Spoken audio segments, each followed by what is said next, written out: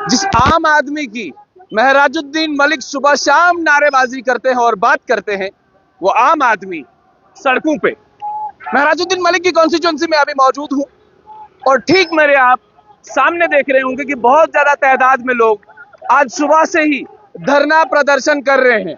हजारों की तादाद में यहाँ गाड़ियां लगी हैं, हजारों की तादाद में ही लोग भी खड़े हैं और बहुत सारे लोग जो हैं आज की तारीख में दिक्कतें और परेशानियों का सामना कर रहे हैं। कुछ लोग अस्पताल जाना चाहते हैं, कुछ लोगों को और भी काम थे, मगर न जाने किन वजूहात पे यहाँ पे रोड बंद कर दिया गया है। फिलहाल मैं इन लोगों से जानने की कोशिश करूंगा और आप तमाम लोगों तक तफसीलात पहुंचाने की कोशिश भी करूंगा। हमें रिटर्न में पुख्ता चाहिए, पुख्ता रिटर्न तक हम यहाँ से नहीं उठे। अगर आपके माइंड में यह है कि हम उठाएंगे डंडे के जोर से या किसी और के जोर से, बाबा ये चीज नहीं होगी।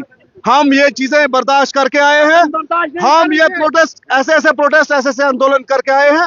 आपको जो करना है वो कर लीजिए, लेकिन जब तक हमको पूरी तरीके से लिखत में नहीं मिलेगा, हम लोग ये सड़क नहीं छोड़ने वाले।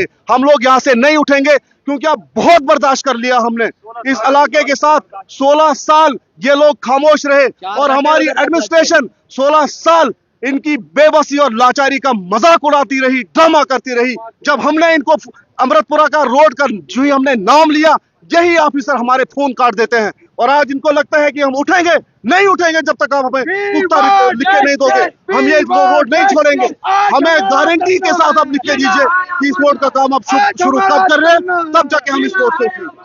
चलिए जी, एक और शख्स मेरे साथ मौजूद हैं। तो शुरू करो 15 साल से बंद पड़े हुए काम को शुरू करो। इंतजामिया जवाब दो, इंतजामिया जवाब दो। मुझे ये बताओ कि आज की तारीख में आप हंगामा कर रहे हैं और रोड के बीचों बीच खड़े हो रहे हैं। आपने गाड़ियों की आवाजाही बंद कर दी है, ये कोई पीसफुल प्रोटेस्ट आप नहीं कर रहे हैं, ऐसा क्यों? सर आपको ये जानना चाहिए, हम कोई अचानक ये काम नहीं कर रहे हैं, सडनली ये नहीं कर रहे हैं। पिछले 2009 से आज तक पूरी एडमिनिस्ट्रेशन, जो आपको पता होगा, यहाँ फुल गवर्नर सत्यपाल मलिक जी हुआ करते थे, वहां से लेकर लेफ्टिनेंट गवर्नर मनोज सिन्हा तक हमने हर कागज को उनके दफ्तरों में दौड़ाया। लेकिन आखिरकार अगर यहाँ फेलियर है तो यहाँ के लोकल एडमिनिस्ट्रेशन की है, जो वहां पूरा जवाब नहीं देते हैं। इस एडमिनिस्ट्रेशन को यह भी पता है कि हमारे लोग नालों में गिरकर मर गए, हमारे स्कूल जाते बच्चे नालों में गिरकर मर गए। उसके माँ बाप को किसी एडमिनिस्ट्रेशन के ऑफिसर ने आंसू नहीं पूछे। हमारे बच्चे बर्बाद हुए, हमारे स्कूल जाने वाली बच्चियां बर्बाद हुई। देखिए ये आज का जहां मुल्क की सरकार यह दावा करती है कि हर 200 घर के ऊपर रोड दिया 200 की आबादी के ऊपर रोड दिया जाएगा, लेकिन आपको यकीन होना चाहिए 1400 से ज्यादा लोग वहां रहते हैं, वो गरीब है, इसलिए उनकी तरफ नहीं देखा जा रहा है। आपको यह यकीन होना चाहिए कि 4,05,000 रुपए हमने चंदा किया उस गरीब आवाम से जो दिन को कमाती है और शाम को खाना खाती है। मुझे अफसोस होता है इस एडमिनिस्ट्रेशन को देखकर, मुझे रोना आता है। क्यों हमारे साथ ये नाइंसाफी हो रही? क्यों हमारे बच्चों को ये मार रहे हैं? क्यों हमारे स्कूल जाने वाली बच्चों की तालीम को बर्बाद कर रहे हैं? आपने एक्सियन गुंडों से बातचीत की? देखिए मैंने आपको ये कहा, एक्सियन साहब की तो बात ही नहीं है। सेक्रेटरीट तक ये फाइलें धूल चाट रही हैं। सेक्रेटरीट में हमने फिर एक बार हमारे डिप्टी चीफ मिनिस्टर जो हमारे R&B मिनिस्टर भी है, हम उनसे भी मिले। उन्होंने ये कहा कि आपके रोड का काम प्रायोरिटी बेस पे किया जाएगा, लेकिन जो यहाँ लोकल एडमिनिस्ट्रेशन है वो उसको रोड को बनाना नहीं चाहती है, वो उनको अप्रोच नहीं करती है, क्योंकि हमारी फाइलों को दबाया जा रहा है, हमारे बच्चों को मरवाया जा रहा है। ये कातिल यहाँ की एडमिनिस्ट्रेशन आज भी नहीं ये सोच रही है। मैं चाहता हूँ कि उसको आज मैं आपको ये बताना चाहता हूँ कि आज हमारे ऊपर, उस गरीब आवाम के ऊपर 1,05,000 रुपया कर्जा है, जो एडमिनिस्ट्रेशन को शर्म आनी चाहिए। यहाँ एक्सियन गुंडो बैठते हैं, यहाँ हमारी R&B डिवीजन सब डिवीजन है, वो एडमिनिस्ट्रेशन क्या देख रही है? क्या या तो वो उस रोड के बारे में बात नहीं करते हैं। 15 साल से आज हम यहाँ अचानक यहाँ रोड पर नहीं उतरे, 15 साल से हम ये धक्के खा रहे हैं और हर ऑफिस के चक्कर हमने काटे, इन्होंने रुलाया हमारे आवाम को। आज भी हमारी आवाम रो रही है, हमारी हमला औरतें जिनके हमल गिर जाते हैं उस रास्ते, क्योंकि वहाँ रफ कटिंग हुई है। जो हमारे कच्चे रास्ते थे उनको खत्म किया गया है। आज हमारी माएं बहनें बर्बाद हो रही है, उनको पैदल चला नहीं जाता। अगर हमला औरत को पैदल चलाया जाएगा उसका हमल गिर जाता है। फिर हमें बहुत बहुत शुक्रिया। एक शख्स और हमारे साथ मौजूद है। मुझे ये बताओ कि आम आदमी पार्टी के विधायक महराजुद्दीन मलिक भी इसी कॉन्स्टिट्यूएंसी से आते हैं, इसी इलाके से आते हैं। इससे पहले कि आप ये डिमॉन्स्ट्रेशन यहाँ पे करें, आप ये प्रोटेस्ट यहाँ पे करें, क्या आपने उनके साथ बातचीत की? सर खाली उसके साथ बात नहीं की, वो कोई आदमी नहीं रहा जहां हमने अपनी फरियाद नहीं सुनाई। उनकी फरियाद इसलिए कोई नहीं सुनता है क्योंकि वो लोग गरीब हैं, आराकशी का पेशा करते हैं। 12 साल उत्तराखंड हिमाचल के जंगलों में अपनी मुसीबत की मेहनत करके घर में सिर्फ औरतें होती हैं। सर आज ये प्रोटेस्ट उन लोगों का है, ये किसी नेता का प्रोटेस्ट नहीं है सर ये कोई किसी खास जमात का प्रोटेस्ट नहीं है, बल्कि अगर ये प्रोटेस्ट सर है, ये उस औरत का प्रोटेस्ट है जिसने अपना हमल रास्ते में गिराया है।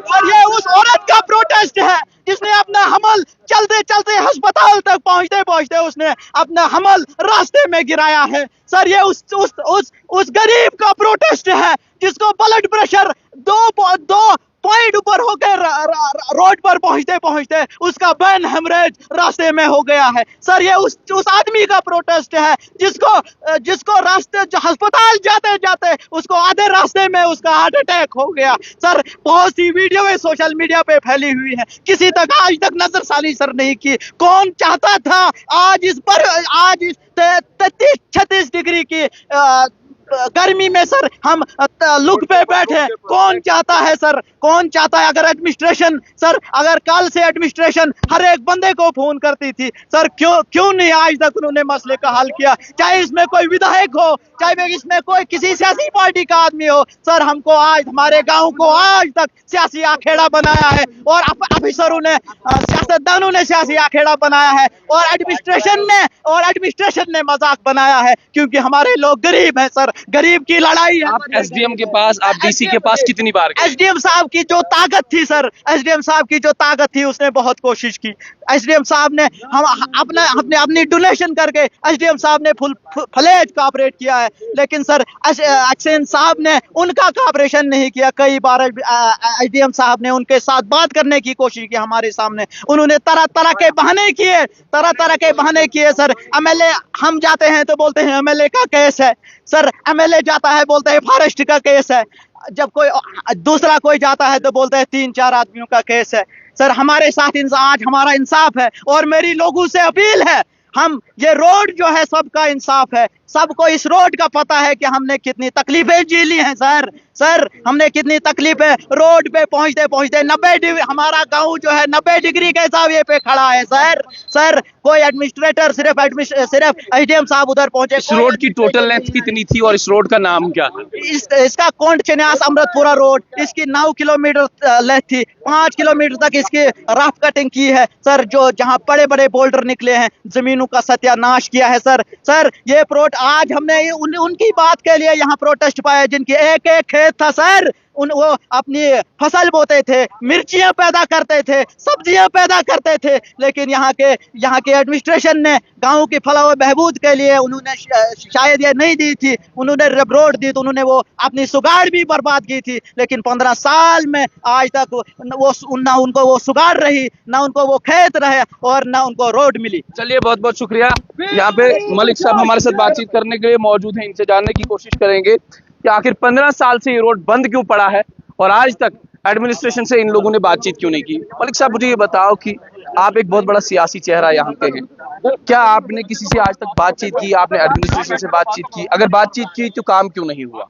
आमिर साहब आपका बड़ा शुक्रिया। यहाँ पे इस वक्त जो प्रोटेस्ट आपको देखने को मिला बहुत बड़ी बदकिस्मती की बात है, ये 15 साल से मसला जो है अटका हुआ है। मैं आपको इसकी जानकारी दूं, ये जिस वक्त ऑनरेबल गुलाम नबी आज़ाद साहब यहाँ पे चीफ मिनिस्टर थे, सोरोरी साहब यहाँ पे मंत्री थे, उन्होंने इस रोड को शुरू किया था।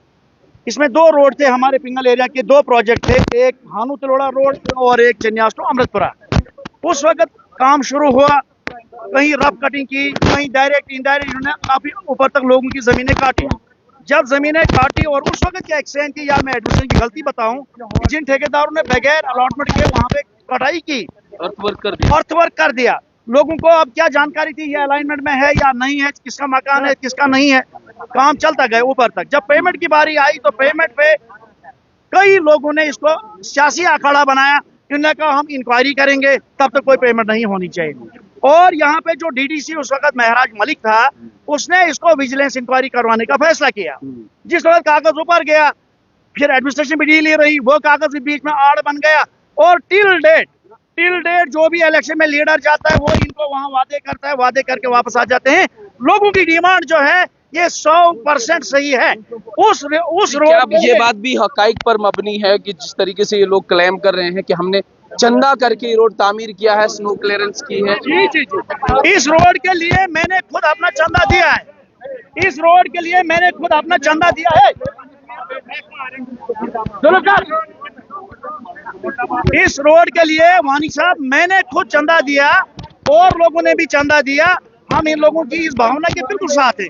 इनसे इनजस्टिस है बहुत ज्यादा, लेकिन सियासत जो भी जाता सियासतदान बोलता आज आपको रोड मिलेगा, इलेक्शन खत्म हो गए, कोई सुनता नहीं है। और आज जो ये बता रहे हैं ये सच है बिल्कुल।